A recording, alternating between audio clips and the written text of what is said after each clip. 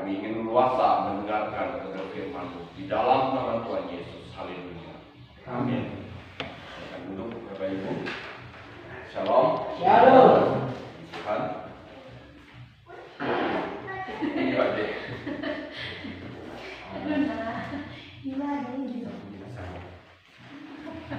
Kalau Ibu Emi, ya saya udah lama ya karena Ibu udah kasih tahu dari saya. Dan kami pun hanya bisa berdoa di sini. Ya karena mungkin keluarga kita yang sakit, tapi kita yang capek ya sebenarnya. Dan sama juga kami pun capek untuk tetap berdoa, bersyukur. Ya kita percaya Tuhan kasih memberi sesuatu hal kesembuhan. Walaupun tidak kesembuhan, tapi kita imani bahwa Tuhan memberi yang terbaik untuk keluarga kita. Maka waktu itu 2 minggu, 1 minggu pada ya, minggu kemarin nggak ikut ya sama hari Rabu ya. Karena memang sengaja hari Minggu ya Bu ya, Minggu atau Rabu ya. Memang Rabu itu sengaja dipercepat tadi. Kami 6:30 mulai. Karena ada apa? Nah, itulah. Dapat kabar. Hari Minggu ya nggak dapat kabar. Jadi kita diundang. Ya sebenarnya ada hal-hal yang tertentu walaupun jujur-jujur saja itu. Tapi saya nolak. Tapi karena demi lingkungan, Yowis ikutin aja. Kami hanya duduk-duduk aja karena kita secara Kristen tidak boleh tuh mendoakan orang mati gitu kan. Karena orang yang udah mati itu nggak ada haknya kita sebagai manusia lagi gitu. Malaikat itu nggak ada haknya lagi di situ. Hanya ada haknya Tuhan sendiri. Wis selesai itu semua. Tapi wis lingkungan ada juga Indonesia itu harus ya. Nah, kita desa lingkungan. Kalau diikuti wah berarti untuk bulan depan ini ramai ini. 1, 2, ini 3, 4. Pokoknya bulan depan itu pasti ramai gitu. Pokoknya banyak yang 40 hari ya itu ya. Itu pasti ramai karena dalam 1 bulan ini ya seperti buah kelapa ya. Meninggal itu beruntun-beruntun. Setiap minggu ada yang meninggal. Dari puji Tuhan karena Tuhan selalu kuat. Amin. Nah, kita langsung saja coba kita buka Alkitab kita di Kolose 3. Kolose 3 ayat yang ke-15. Kolose 3 ayat ke-15. Sedang menemukannya. Amin. Saya bacakan Bapak Ibu simak Kolose 3 ayat yang ke-15. Hendaklah damai sejahtera Kristus memerintah dalam hatimu, karena untuk itulah kamu telah dipanggil menjadi satu tubuh dan bersyukurlah. Nah, tetapi dengan pagi hari ini kita akan belajar satu hal tentang tema kebenaran firman Tuhan, membuka hati untuk Tuhan. Saya ulangi, hendaklah damai sejahtera Kristus memerintah dalam hatimu. Sebelum Yesus naik di surga, yang bisa dibilang waktu kita ibadah gabungan dengan Boyolali, apa tema saya di situ? Tuhan meninggalkan damai sejahtera.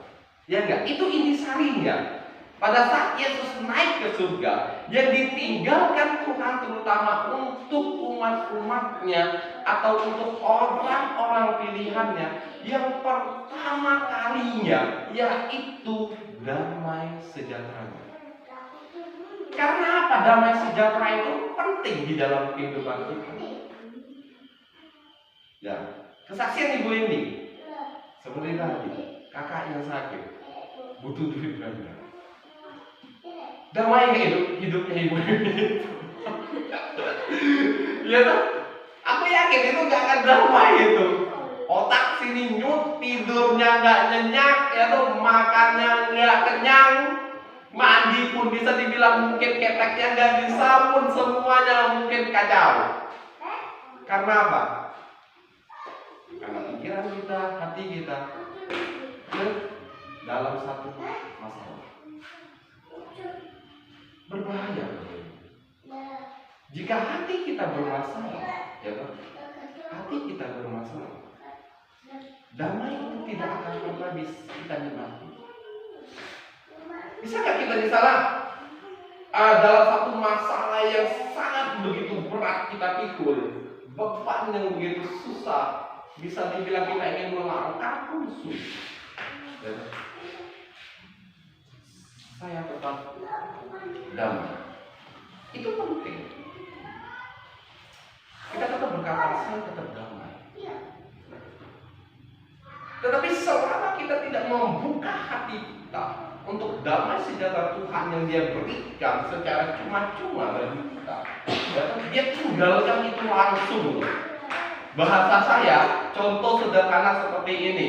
Saya memiliki anak Michelle ini di sini. Saya tinggalkan Michelle di sini. Untuk apa? Untuk bermain. Ibaratnya sama dengan Tuhan. Tuhan meninggalkan damai itu diberikan bagi kita di dalam dunia ini. Dia pergi ke surga. Itu ibarat. Dia tinggalkan damai sejahtera itu untuk kita. Tetapi kenapa banyak orang-orang yang percaya yang sekarang ini tidak bisa membuka hatinya untuk damai sejahtera Tuhan yang Tuhan tinggalkan itu? Dikarenakan apa? Ya. Saya bacakan ayat 15, ayat yang kelima, pasal ketiga ayat kelima. Karena itu matikanlah dalam dirimu segala sesuatu yang duniawi, yaitu percabulan, kenajisan, hawa nafsu, nafsu jahat, dan juga keserakahan yang sama dengan penyembahan berhala. Pernah satu kejadian seperti ini, Bapak Ibu ya. Ini aku dulu aja. Aku nggak ngomong orang lain, saya ngomong diri saya sendiri. Saya dulu kan sukanya main perempuan, ya kan? Jujur aja nggak mau main perempuan dan minum. Ya. Waktu itu saya punya pacar. Saya udah pacaran 6 tahun dengan pacar saya satu itu. Tapi saya selingkuh dengan perempuan lain. Kira-kira menurut Bapak Ibu, aku pada saat ketemu dengan pacar saya, gelisah nggak hati saya? Menurut Bapak Ibu gelisah nggak? Bisa. Serius, gelisah banget. Yang paling membuat saya gelisah apa? Takut dia memegang handphone saya. Bahaya itu kalau dia pegang handphone saya itu. Ya toh? Oke lah, kalau pada waktu itu Android belum ada ya. Android bisa dibilang belum begitu merajalela. Waktu itu baru masih Nokia gitu kan.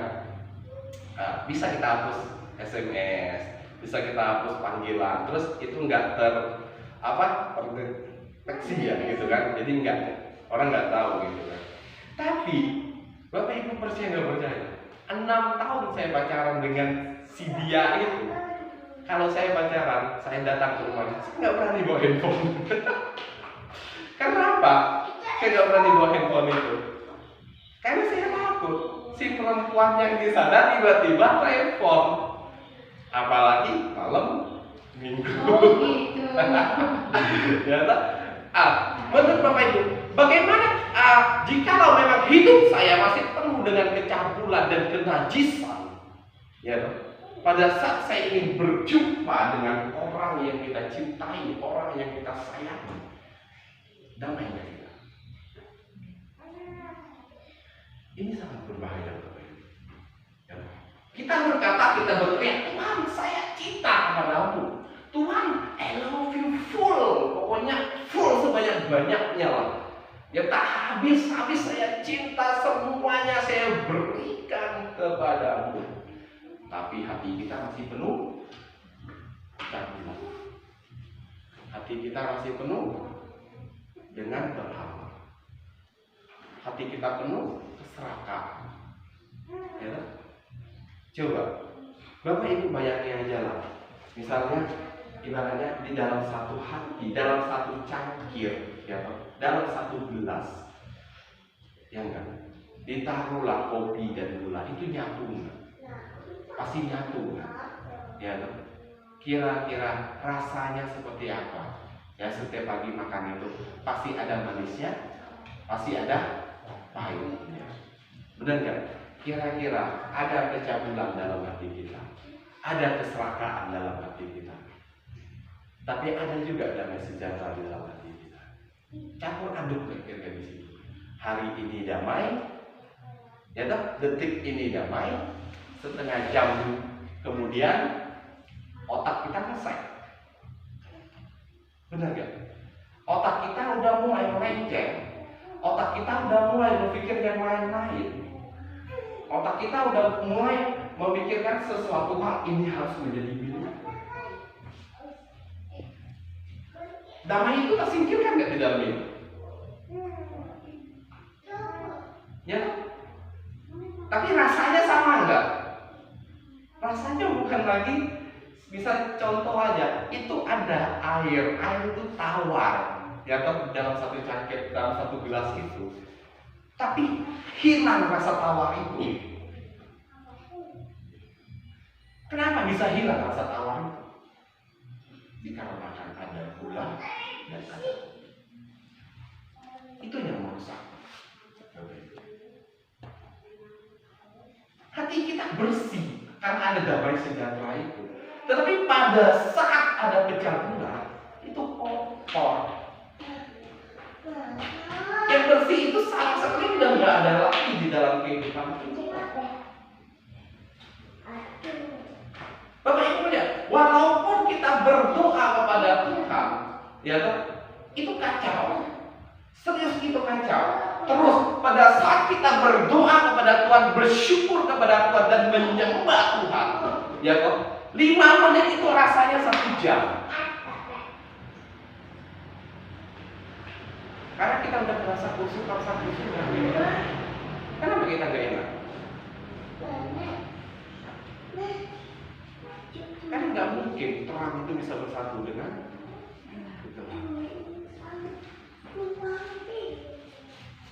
Oke, damai, kalau damai itu diberikan kepada kita hanya untuk satu masalah, kita masih bisa nggak berharap kepada Tuhan?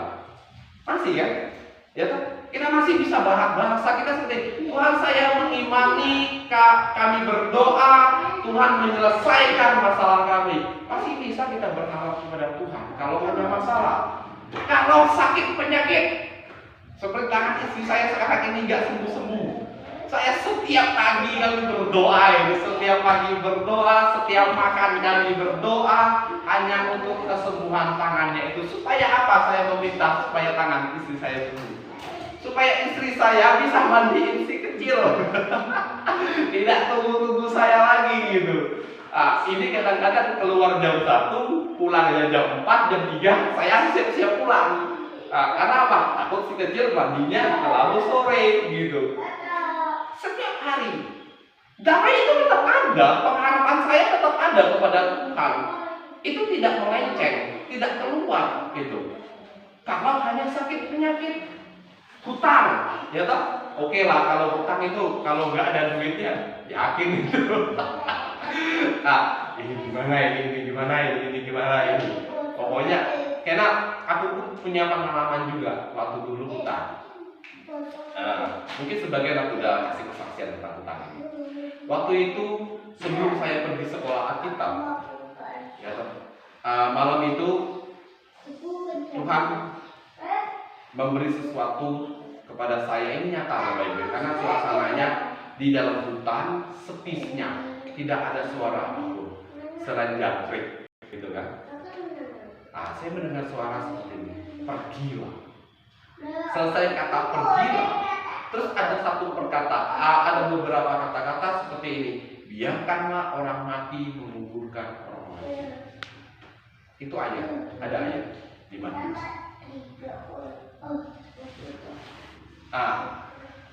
Saya merenungi hal itu, dan pada malam itu saya langsung mengambil keputusan. Oke Tuhan, saya akan pergi.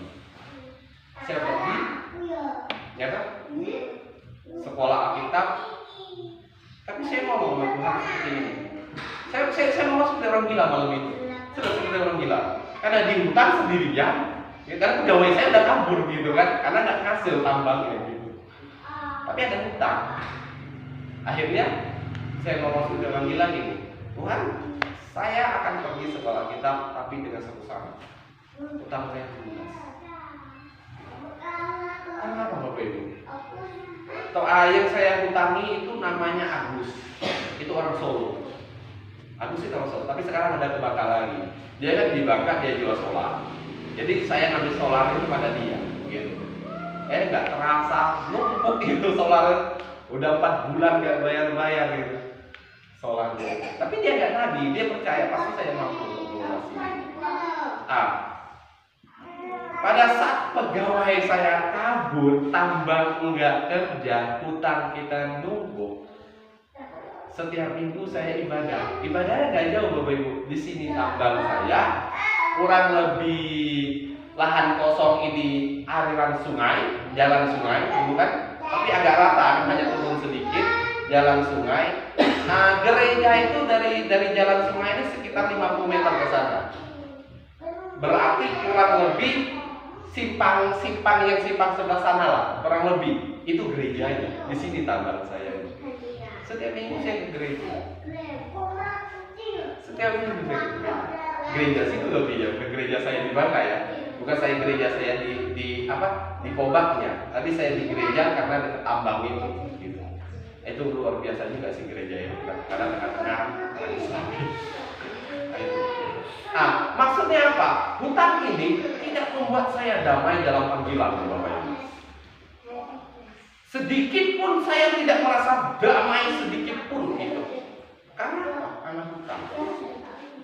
Saya ngomong dengan Tuhan pada malam itu, saya tidak akan mau pergi sekolah Alkitab jikalau, saya ngomong jikalau, ya kan?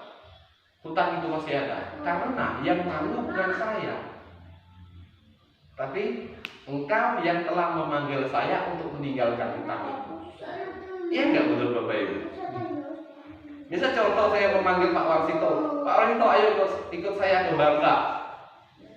Tapi Pak Warsito lagi banyak hutang, ya kan? Pak Warsito malu, saya pun malu kan yang ngajak Pak Warsito ke Bangka kan?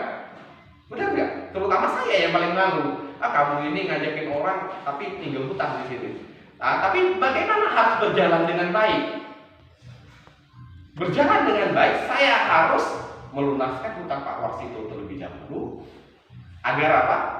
Agar nama Pak Warsito tidak cacat di sini. Itu tujuan saya waktu itu. Saya bilang sama Tuhan seperti itu. Besok pagi-paginya Bapak Ibu datanglah 3 orang kerja 10 hari. Masuk bulan Agustus, ya toh? Tanggal 16 Agustus saya berangkat dari Bangka. Itu masuk bulan Agustus sampai tanggal 11. Kerja sampai tanggal 11 saya bayar utang orang lunas 127 juta lunas utang itu. Hanya 10 hari. Itu masih sisa 9 juta. Ya kan? Hati saya penuh dengan uang. Hati saya penuh dengan keserakahan lagi. Bukan damai lagi hati saya.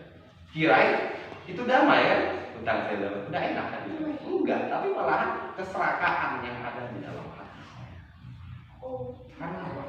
Karena saya tidak membuka hati saya sepenuhnya untuk damai sejahtera di dalam hati saya. Apa yang terjadi akhirnya? Dan kita menjadi sumber tanya jawab dengan Tuhan. Timbulnya apa? Selanjutnya keraguan. Panggilan itu, yang penting kan hutang saya udah lunas. Panggilan mulai ragu. Sampai tanggal 15 Bapak Ibu. Ini pas bener ayatnya. Tanggal 15 hari itu ini ayat Rambut ayat 15. Itu untuk diri saya sendiri waktu itu. Datang pendeta saya. Tahu responnya? Aku bilang, ngapain gitu kan? Enggak lah. Aku bilang gitu. Kamu tunggu bentar. Dia pulang. Ya toh? Dia datang. Dia beri Alkitab, saya bacakan. Dia beri tiket. Amplop lebar ini. Dia kasih apa saya? Saya buka amplop itu 2 tiket. Aduh ini, jadi saya orangnya sungkanan, jadi nggak enak gitu kan, apalagi tiketnya udah dibeli langsung gitu. 2,5 juta, tapi yang bayar saya. Yang bayarnya saya, tapi atas nama dia gitu. Akhirnya ya bisa, akhirnya saya percaya panggilan itu karena apa? Karena sore itu saya telah berdoa kepada Tuhan, jikalau memang saya harus pergi sekolah kitab, ya toh pastikan saya. Ternyata Tuhan memakai pendeta saya untuk memastikan saya. 3 tahun Bapak Ibu saya di sekolah kitab itu, saya tidak dapat karena apa? Karena saya belum menyerahkan hati saya sepenuhnya dengan Tuhan. Puasa saya akan tanya dengan istri saya ini. Dari puasa 40 hari, ya toh puasa rantai saya lewati. Satu akatan 2 kali itu saya puasa. Puasa 3 hari 3 malam, puasa full saya lewati setiap minggunya. Sampai-sampai ibu yang bagian masak, yang di sekolah Alkitab namanya ibu Mami C, saya panggil Mami C gitu kan, karena saya anggap seperti orang tua saya sendiri. Dia marah kepada saya karena apa? Waktu itu saya sakit perut, saya akhirnya muntah terus, moros terus gitu. Dia marah, akhirnya saya nggak jadi tiap minggu, saya jadikan puasa 3 hari 3 malam 2 minggu sekali. Bukan karena saya ingin mendekatkan diri kepada Tuhan, puasa itu Bapak Ibu, kalau mau tahu. Tapi karena saya protes dengan Tuhan. 3 tahun saya seperti itu, saya belum membuka hati saya untuk Tuhan tinggal sepenuhnya. Orang bisa dibilang, semua orang menganggap saya adalah orang yang paling gilanya berpuasa dan berdoa. Saya nggak pernah apa itu semua ya kalau di kampus. Ini tanya aja sama Om Rado, ini ada orangnya juga di sini. Walaupun dia hanya 1 tahun lebih ya doya, kita bareng. Kami bareng sama Om Rado hanya 1 tahun lebih. Itu pun saya masih puasa 80 hari di situ. Tapi tidak ada damai sejahtera itu. Karena apa? Pada saat saya menyadari saya belum membuka hati saya kepada Tuhan sepenuhnya. Pada saat kita tidak membuka hati kita kepada Tuhan untuk damai itu masuk di dalam diri kita, dan kita menyingkirkan yang lain-lainnya itu, percaya nggak percaya, damai itu tidak akan berotoritas sepenuhnya di dalam kehidupan kita, Bapak Ibu. Jikalau kita memang ingin dipenuhkan oleh damai sejahtera itu yang memerintah di dalam kehidupan kita, kita harus sanggup menyingkirkan yang lainnya. Apakah ayat 5 ini menegur kita secara terus terang? Jangan lagi. Karena apa? Kita diizinkan dan kita dikatakan oleh kebenaran firman Tuhan ini, jangan lagi kita melakukan hal seperti ini. Kenapa saya mengartikan jangan lagi? Sama halnya mematikan, menghilangkan total itu. Ini yang harus kita perbuat. Memang secara tidak langsung kehidupan kita, apakah kita tidak terjerumus dalam satu kesalahan? Kita nggak bisa kita pungkiri, Bapak Ibu. Serius, nggak bisa kita pungkiri tentang hal itu. Kemarin saya baca status seorang dosen, gitu. Saya komen. Kata-katanya itu statusnya seperti ini: jangan lagi orang yang sudah percaya dengan Yesus Kristus dikuasai oleh dosa. Benar nggak? Tapi aku balas gini loh, Bapak. Fakta lapangannya, ya toh, orang-orang yang percaya masih dikuasai dosa. Itu fakta lapangannya, Bapak. Iya enggak? Aku tidak mau bilang Bucu, Ibu Emi, Pak Dar, atau Pak Warsito, saya, istri saya, atau Om Ronaldo. Tidak. Kita menilai diri kita sendiri. Kira-kira fakta lapangan enggak diri kita ini semua? Ya kan? Kalau kita memang masih dikuasai oleh dosa, Bisa enggak damai sejahtera yang mengatakan di sini hendaklah damai sejahtera Kristus memerintah? Ada kata pemerintahan di sini. Dia memerintahkan di sini.